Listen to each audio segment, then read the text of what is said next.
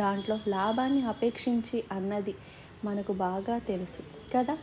అది ఒక మంచివాడి కొరకు ఎవరైనా ఏదైనా కొంచెం త్యాగం చేస్తారు, కానీ ఒక మంచి పని కొరకు, దరిద్రుల కొరకు, ఎందుకు పనికిరాని వారి కొరకు మనం ఇంకేం చేయగలం, ఎందుకు చేస్తాం? మనకు భోజనం పెట్టే వాళ్ళని భోజనానికి పిలుస్తాం, కానీ మళ్ళీ తిరిగి పెట్టలేని వారిని పిలుస్తామా? మన స్థాయికి తగిన వారి దగ్గరికి మనం వెళ్ళటానికి ఆశపడతామే, కానీ మనకంటే దీనుల దగ్గరికి వెళ్ళి వారితో సహవాసం చేయగలమా? ప్రేమ చూపించగలమా? యేసుక్రీస్తు మనసు కలిగిన వారు మాత్రం చేయగలుగుతారు. ఎందుకంటే బీదలకు సువార్త ప్రకటించబడాలి. యేసుక్రీస్తు లేనివాడు నిజమైన దరిద్రుడు. అసలు ఇంకొక మాట అండి, ఇక్కడ ధనవంతుడు దరిద్రుడు అంటే డబ్బులున్నోళ్ళు డబ్బులు లేనివారు అనుకుంటారేమో. ఇక్కడ ఆధ్యాత్మికమైన ధనం, ఆధ్యాత్మికమైన దారిద్రం